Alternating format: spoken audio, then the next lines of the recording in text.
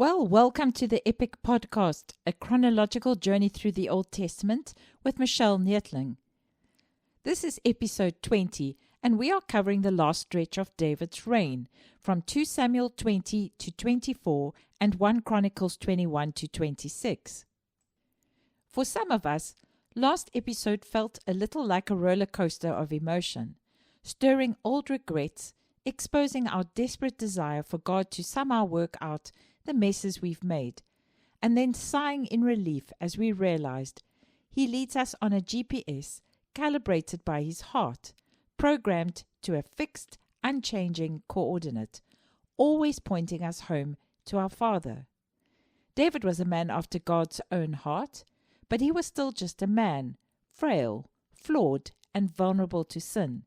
He loved God like no other. God's presence was his lifeblood, and yet he stumbled like all of us. But David's story gives us hope because it reveals the heart of the God we serve, merciful, gracious, slow to anger, and abounding in steadfast love. Yes, Bathsheba was his weakness. Yes, having her husband killed was unspeakable. And yes, he was unable to forgive himself, but God forgave him. Even though they lost the son born from that brokenness, God gave them Solomon, a son who would not only redeem David's story, but point forward to the glory still to come. Solomon was a foreshadowing of a greater son, a coming king, one who would sit on David's throne forever. God's answer is always grace. Last episode, through David, we learned that when we mess up, we can run to God's mercy. We can ask Holy Spirit to help us, to bring solutions, to soften hearts, to walk with us through the fire. David clung to that truth. He did not retaliate when Absalom rebelled. Instead, he wept. He never fought to preserve his throne. He chose rather to trust the sovereignty of God. Like Jacob, who wrestled the angel and cried out, "Surely the Lord is in this place." David recognized God's hand in every moment, even when Shammai cursed him, accusing him of bringing all this ruin upon himself. David didn't argue.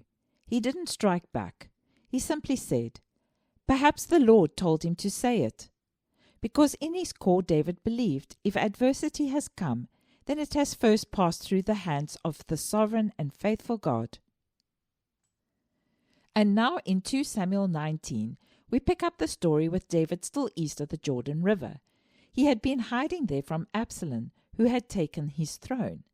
But now Absalom and his 20,000 men are dead. All the northern tribes who had sided with Absalom were left without a king. Only the men of Judah were with David. Absalom's rebellion truly left its scar. The nation was fragmented, groping for unity and healing. The 10 northern tribes of Israel discussed bringing David back and reinstating him as their king long before Judah even thought of it. I am sure Judah decided that the opposition had sided with Absalom after all.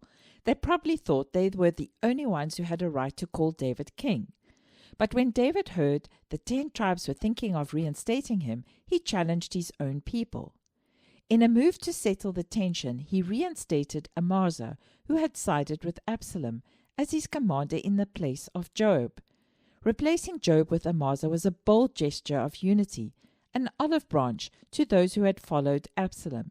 He was implying that he wasn't returning to punish, but to restore. Realizing they had to take charge and be seen as the ones escorting David across the Jordan River, they took action immediately, deliberately leaving the rest of Israel out of the process. Needless to say, the 10 northern tribes felt this was a strategic move on behalf of Judah, a power play. Clearly upset, they pressed, "Why did Judah steal the king away?" Judah quick to defend, "He's our brother, our people." But Israel claimed they had more right to the king than they did. "We have 10 shares in the king." Let us just pause here for a moment. It may sound like a tribal dispute, Judah versus the 10 northern tribes, but it's more than a complaint. It's a cry to belong, a claim to the king. Prophetically, it actually foreshadows the division that would come in 1 Kings 12, when the kingdom splits in two. 10 tribes to the north, led by Jeroboam, and 2 in the south, remaining loyal to David's line. The unified kingdom fractures, and for centuries the northern tribes fade into obscurity and lost. This wasn't simply about who got across the river with the king. It was about who had a voice in the restoration, the new kingdom of Israel. While all this was going on, a man named Sheba, a Benjamite of no real consequence, no rank, and certainly no royal blood, saw an opportunity to promote himself. He could see that the 10 tribes of Israel were vulnerable and could be easily swayed. He blew the trumpet and shouted, "We have no share in David, no part in Jesse's son. Every man to his tent, Israel." And it worked. Those around him followed him. Folks, we must remember this wasn't the modern era. There were no phones, no social media, no fast ways to correct misinformation or spread urgent news. They depended on messengers, runners, and riders, often taking days to reach their destination. Decisions were often made without all the facts. News of David's reinstatement as king had not yet reached everyone's ears. When David heard about it, he had to act quickly before Sheba could sway the nation. He told Amasa, his new general, "You've got 3 days to rally the troops. We need to do something." But for some or other reason, after 3 days, Amasa never returned. Desperate, David turned to his nephew, Abishai, to get the job done. He couldn't afford to wait any longer. David was completely unaware that Joab, still upset that he'd been replaced by Amasa, had actually killed him. In the meantime, Joab caught up with Sheba in Abel Beth Maachah. His troops surrounded the city, ready to tear it down, but a wise woman intervened. To save their peaceful city, she persuaded the city to kill Sheba instead and throw his head over the wall. When it was done, Joab blew the trumpet. The threat to David's throne silenced for now. David was reinstated and continued to rule. But life is a journey, and the terrain is our most persistent teacher. A famine struck the land, not just for 1 year, but for 3 years in a row. This wasn't just a natural crisis. It felt like a spiritual silence. Something was off. David did what we must all learn to do in dry, confusing seasons. He sought the Lord. And the Lord answered, "This is because of Saul, because of the blood he shed when he broke covenant with the Gibeonites." This had nothing to do with David, but he had to deal with it. Let's pause here. This was about something that happened long before David's reign. If you remember the story in Joshua, Israel had made a peace treaty with the Gibeonites. Yes, they had been tricked into it, but once the vow was made before the Lord, it mattered. Years later, Saul, in his misguided zeal, violated that covenant. He tried to wipe out the Gibeonites, thinking he was doing Israel a favor. But in doing so, he brought a curse upon the land. Now David had to make it right. He summoned the Gibeonites and asked, "What must I do to make atonement?" Their answer was weighty. They didn't want silver or war. They wanted justice. 7 of Saul's male descendants.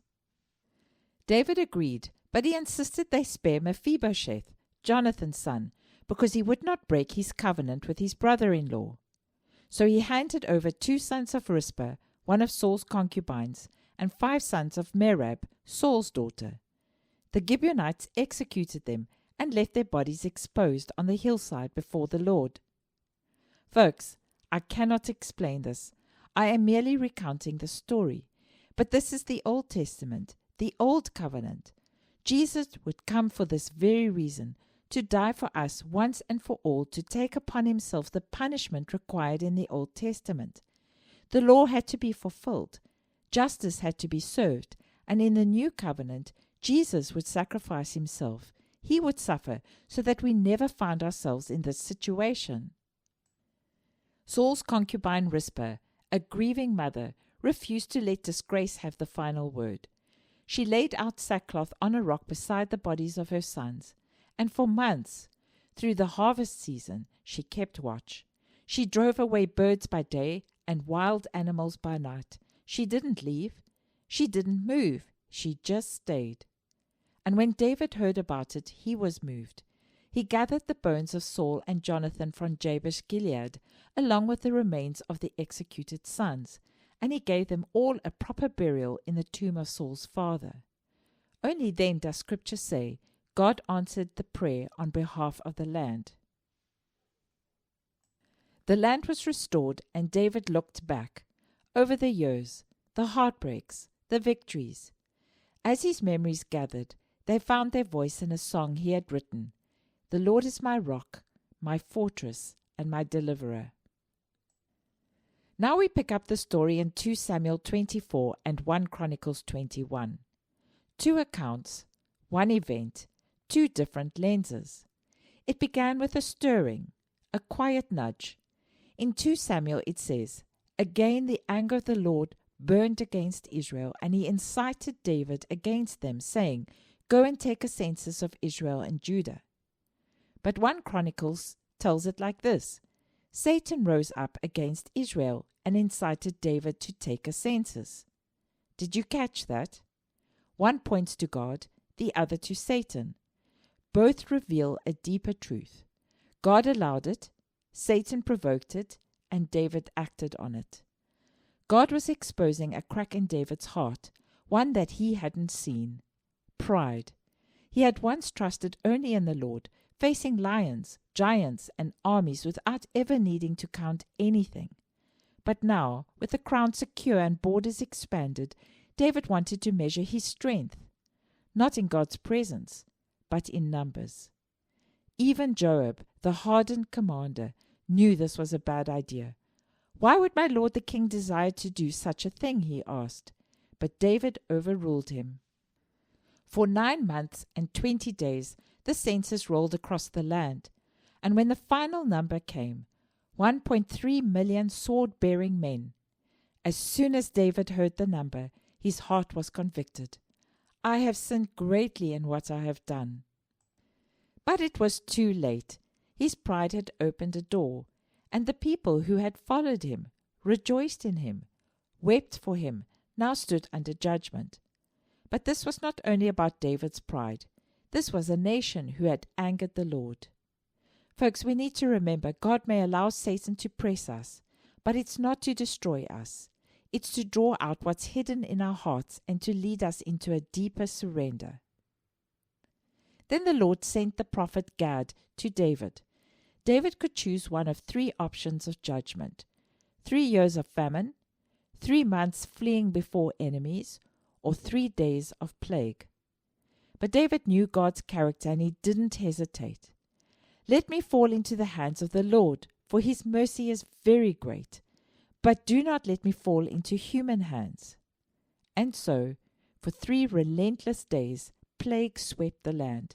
From Dan to Bathsheba, 70,000 people died. And just as the angel reached Jerusalem, poised to strike again, God said, "Enough." Even in judgment, God remained in control. The angel of the Lord was standing at the threshing floor of Araunah the Jebusite, a simple elevated field just outside Jerusalem. David felt responsible for the suffering and cried out, "I have sinned, I, the shepherd, but these are just sheep. Let your hand fall on me and my family." Then came the instruction, "Build an altar," right there on that ground. Araunah was prepared to give him the land for free, along with the oxen and wood, but David refused. "I will not offer to the Lord that which cost me nothing." So he paid the full price, built the altar, and made the offering. This threshing floor, a place of judgment, became a turning point.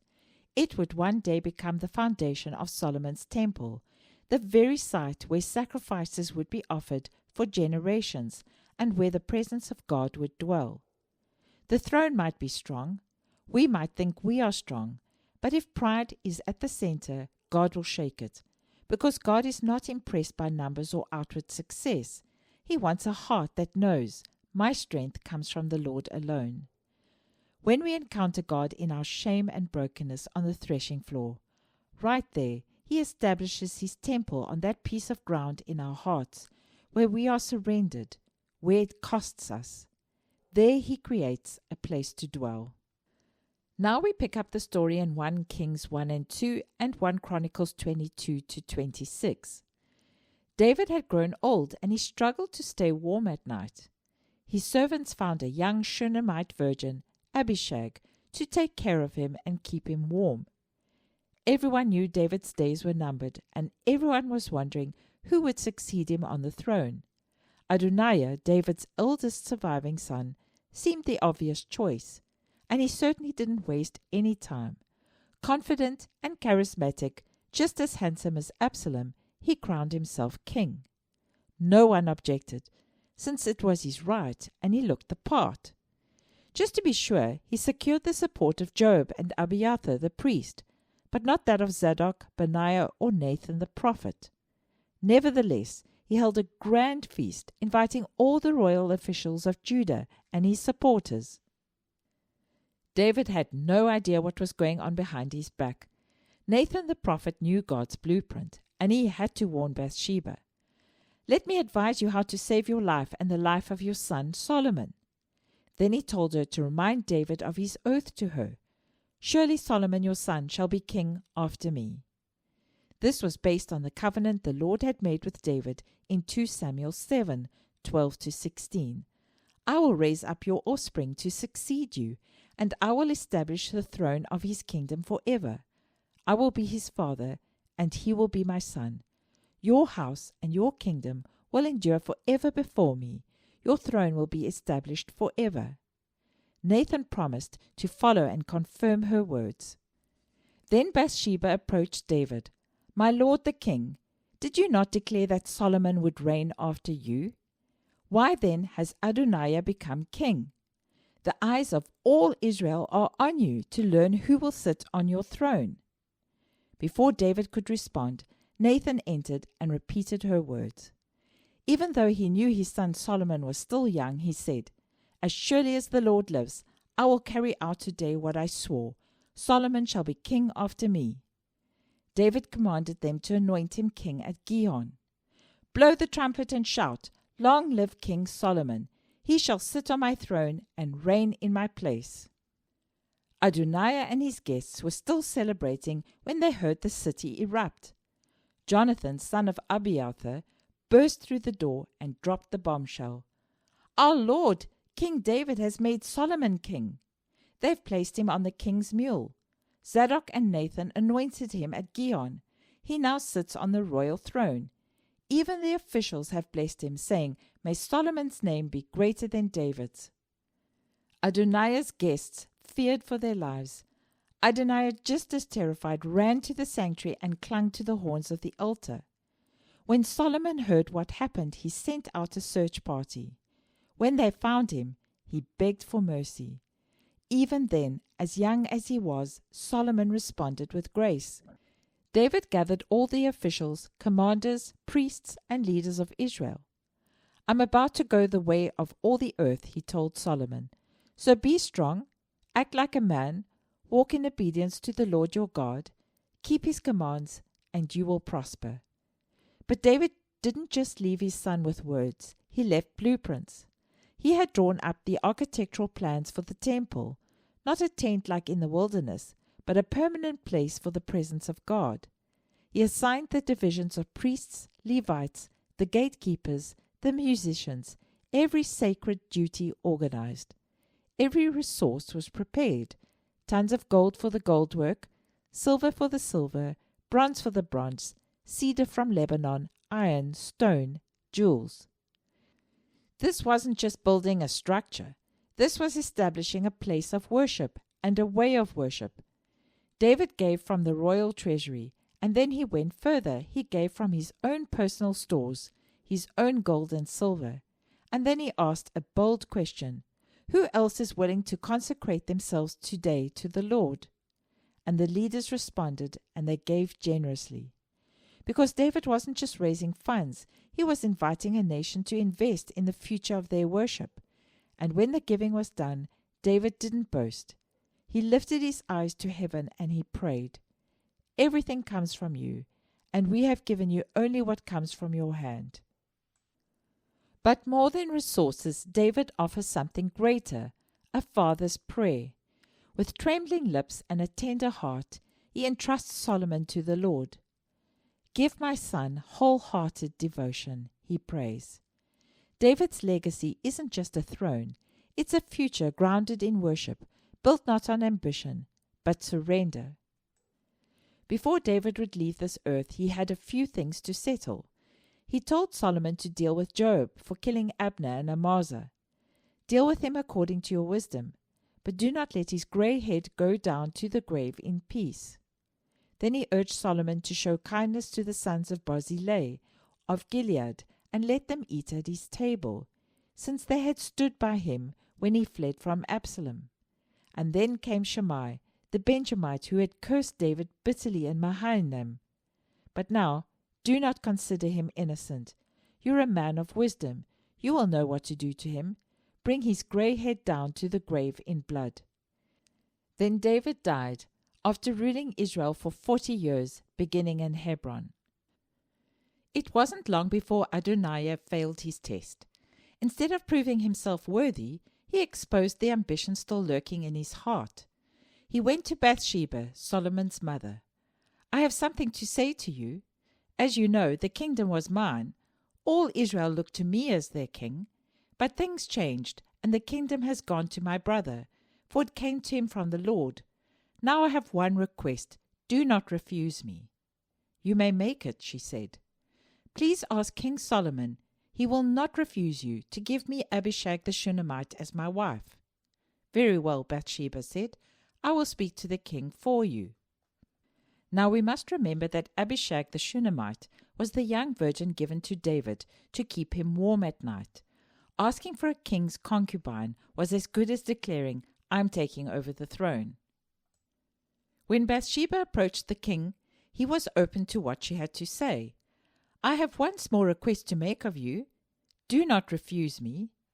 "Make it, mother. I will not refuse you."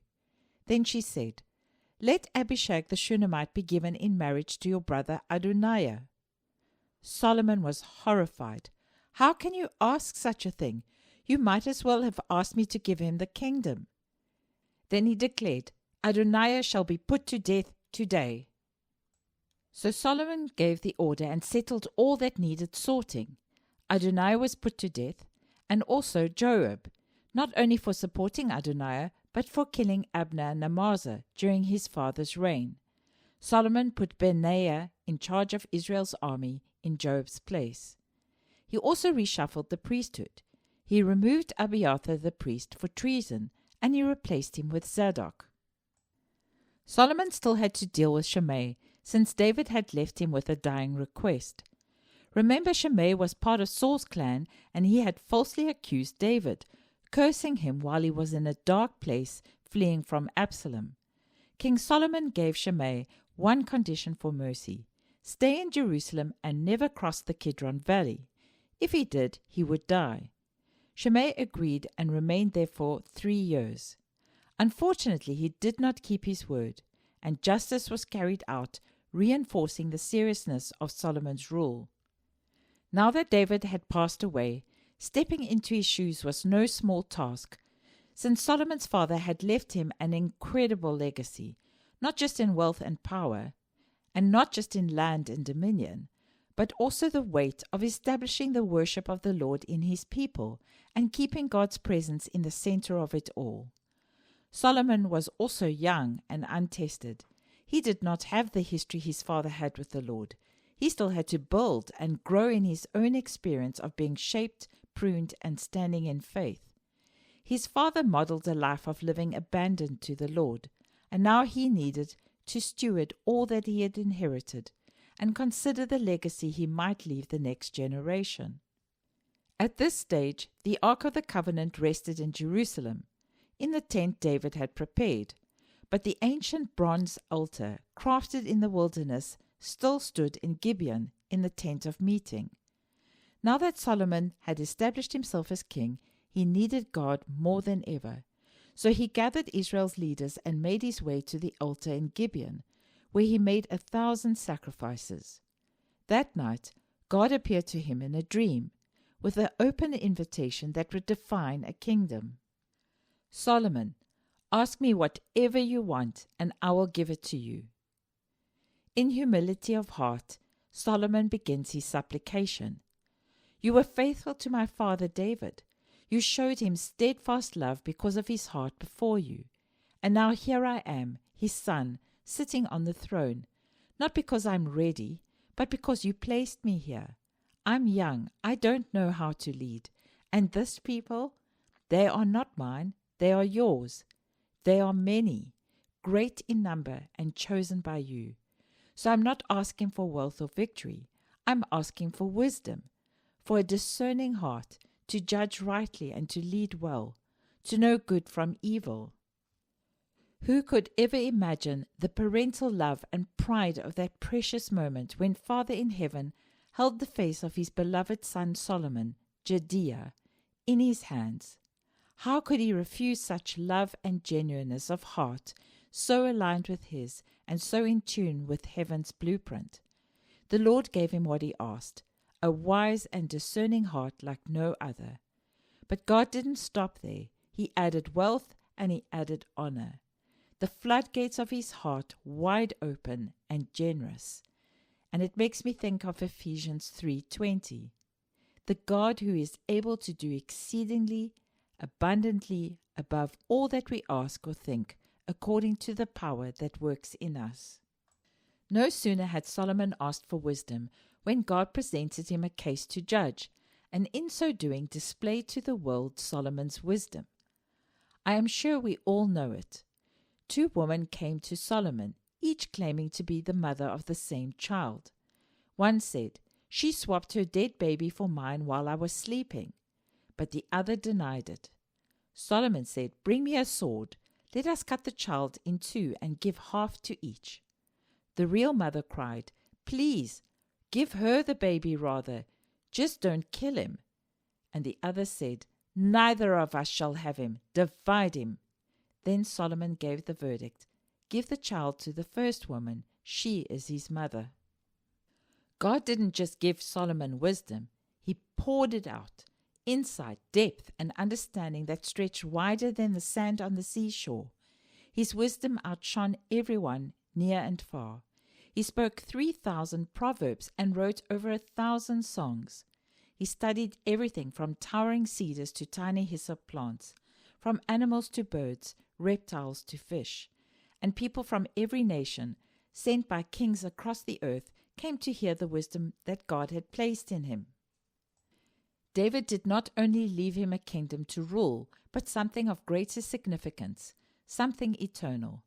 David left Solomon with blueprints born in heaven. His father had recorded them like a psalm, stone by stone, beam by beam.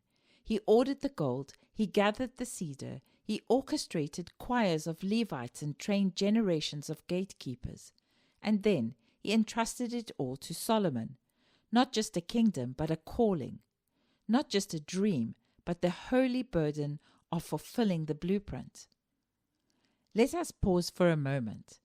This story so easily sweeps us up in fantasy and grandeur, but there is something much deeper happening here.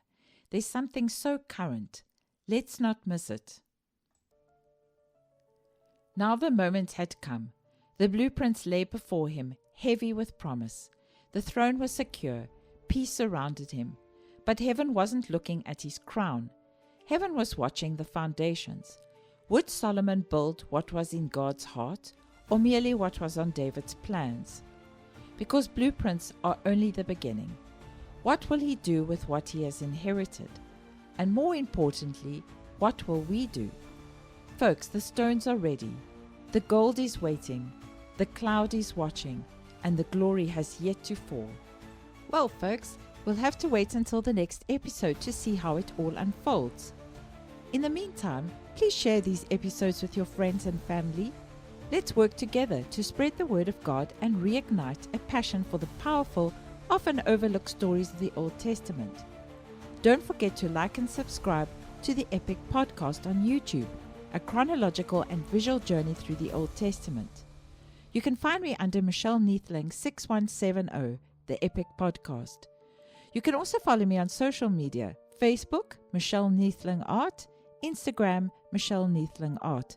And remember, that's Michele with just one L. Check out my website, intuitivepropheticart.co.za. If you'd like a beautiful hardcover edition of my book, The Epic, a chronological and visual guide through the Old Testament, you can order directly from me at michelleneethlingart@gmail.com. Both books, Crossing the Jordan River and The Epic, are available on Takealot South Africa and soon to be on Amazon internationally.